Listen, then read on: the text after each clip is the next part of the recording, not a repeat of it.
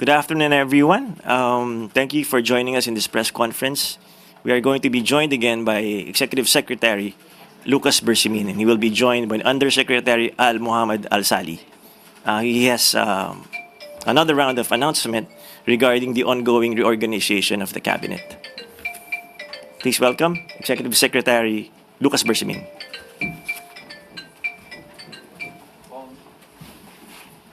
Okay.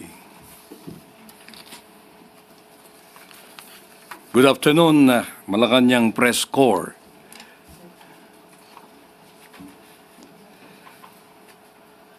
Okay. The President has given authority or instructions for me to make some announcements that are very relevant to our ongoing performance evaluation of the various offices and agencies of the executive branch. Let me first announce the people whose resignations have been accepted. Take note of this. Those whose resignations have been accepted are the following. Chairperson and Chief Executive Officer Maynardo Sabili of the Presidential Commission for the Urban Poor. Mr. Terence C. Calatrava, Presidential Assistant for the Visayas,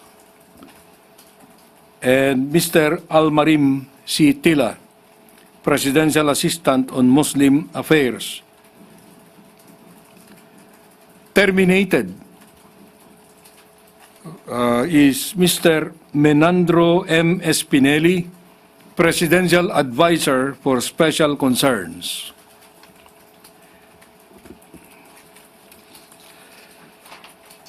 Now, as far as new appointments are concerned, I have to announce that today the President has appointed Attorney Francis Edrelin Lim as the incoming chairperson of the Securities and Exchange Commission. He will take over from the incumbent chairman, Emilio Aquino, whose term will expire on June 5, 2025. Attorney Lim is a distinguished member of the legal and financial communities. He has an extensive background in corporate and securities law. He previously served as the President and Chief Executive Officer of the Philippine Stock Exchange and is a senior partner at Accra Law. Attorney Lim is also a former trustee and president of the Shareholders Association of the Philippines. He has contributed significantly to investor protection and market transparency through both his professional work and his academic involvement. He brings to this office decades of experience in corporate law, governance, and capital markets regulation. His leadership is expected to strengthen investor confidence and further promote transparency, innovation, and inclusive growth in the Philippine financial sector. At this time, we would like to tell the people that the President is deliberating on his first historic appointment to the Supreme Court. We received the list from the JBC only recently, and he is poised to make his first appointment in that court. We cannot make any announcements yet on who his choice will be. The next part of these announcements will dwell on which of the cabinet secretaries and high officials will be retained. This has come to be important to us because we have to clear the uncertainties in many agencies and offices. So please pay attention to this. The resignations of the following have been declined by the President. That means they will continue to serve in their respective offices. Department of Agriculture Secretary Francisco P. Chu Laurel Jr. DAR Secretary Conrado M. Estrella III. DepEd Secretary Juan Edgardo M. Angara. TESDA Secretary Jose Francisco Benitez. DOL Secretary Bienvenido Laguesma. DSWD Secretary Rexlon Gatchalian. DOH Secretary Chodoro Herbosa. DMW Secretary Hans Leo Kakdak. DOST Secretary Renato Sulidom Jr. DOT Secretary Maria Esperanza Cristina Frasco.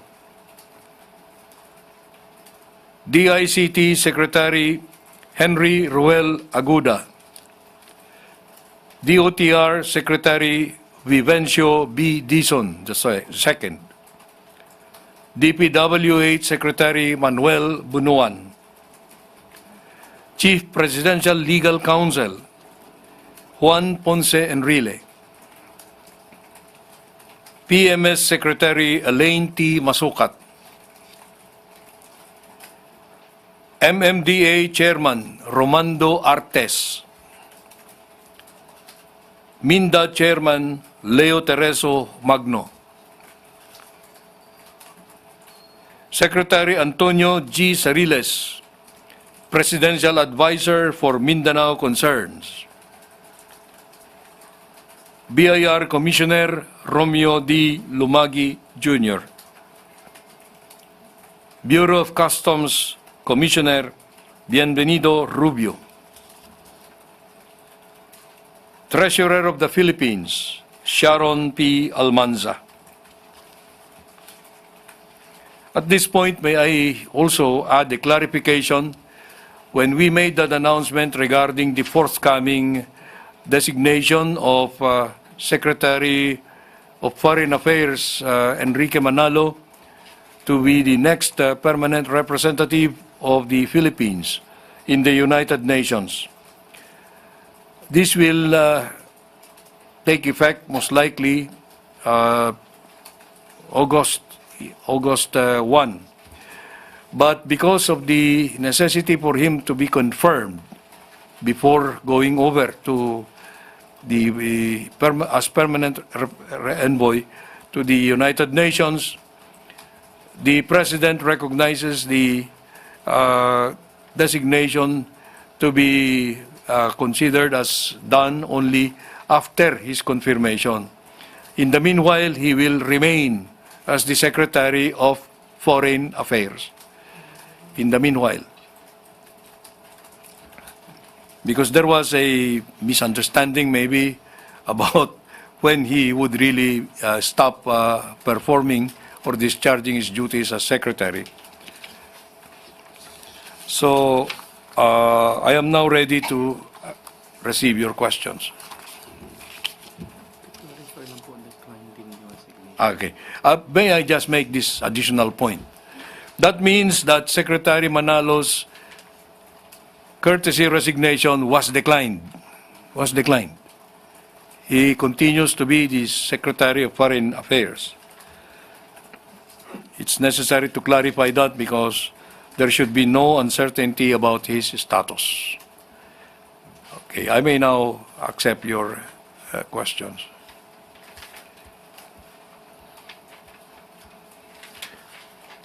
Ivan Mayrina, GMA News.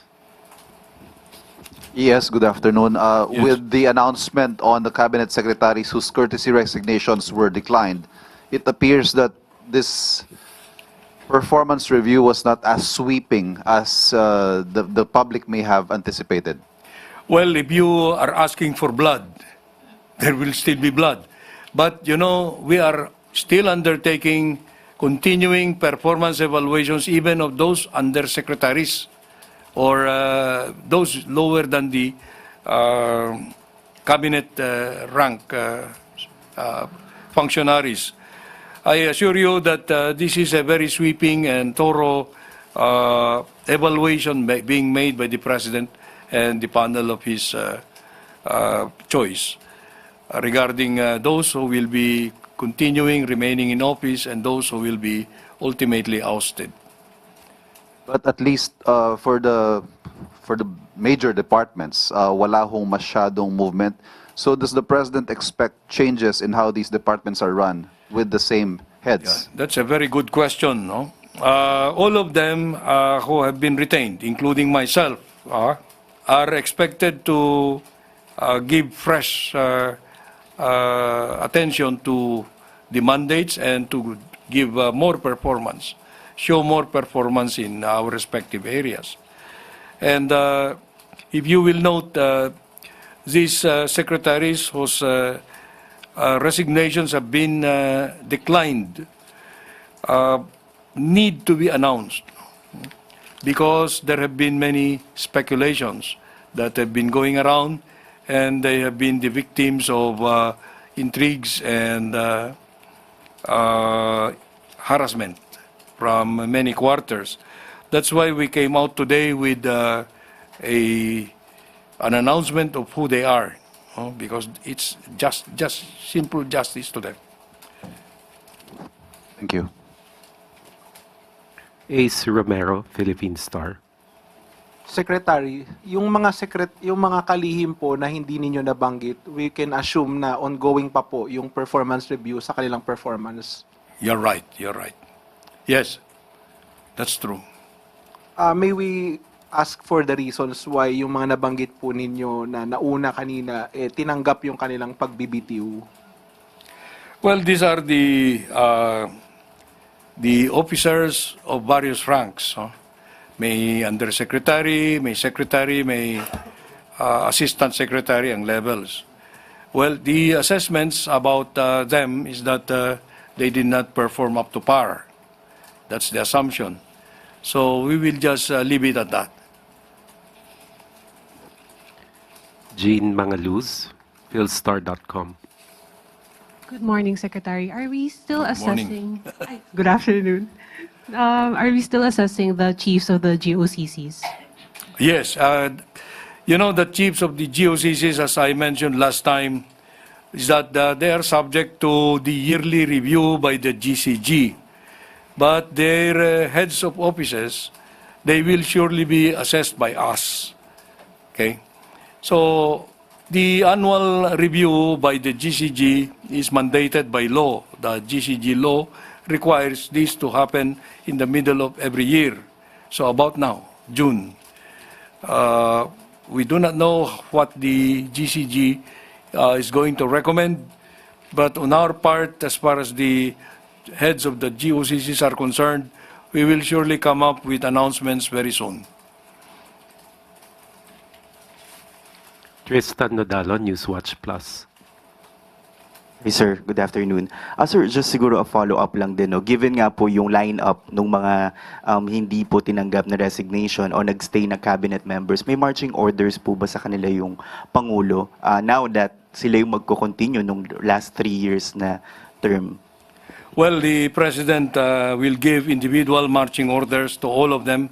And as of now, it will not be convenient for us to mention what are those marching orders. But definitely they know that the President demands the highest degree of performance. And those who have not been retained know also where they have failed or where they were short in delivery. Siguro sir, message na lang po sa public na baka isipin nila wala namang nagbago sa lineup of cabinet secretaries, at the very least, yung marami pong natira na sila rin naman. Ano pong mensahe nyo sir sa publiko? Well, alam nyo, ito ang gusto kong maintindihan ninyo. No? The President is a manager.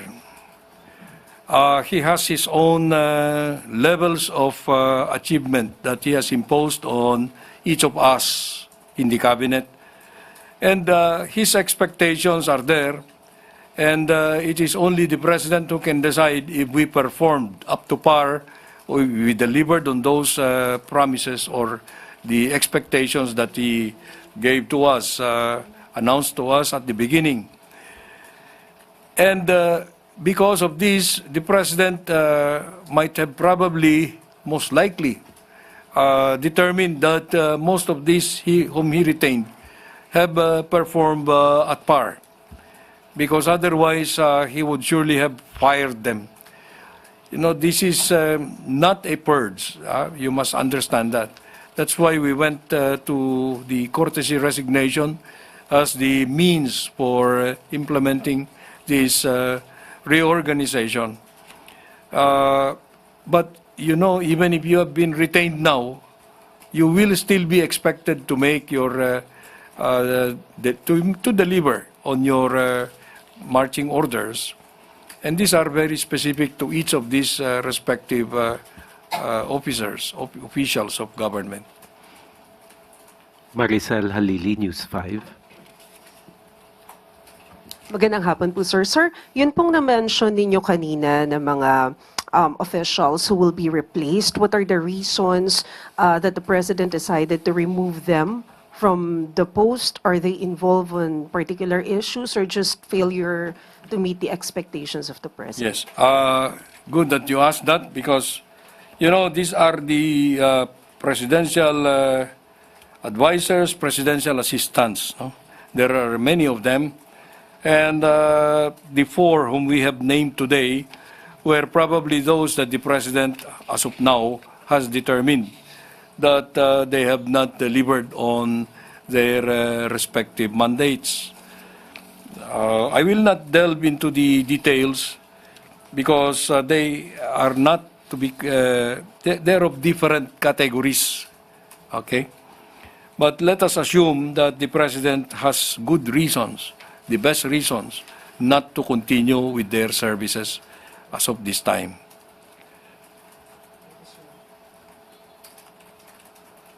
Any more questions? Tristan Nadalo, Newswatch. Sir, last na lang po. Yung performance review, sir, are we going to expect na every year gagawin to ng Pangulo or depende po sa kanya? Yeah, that's a good question also because performance evaluation is ongoing every time. The President may even terminate or remove any of us. We are at his will. Okay. If the performance evaluation is a continuing process, you can be sure that at any time, any who is not performing according to standards of the President will be replaced or relocated. That's what we do sometimes.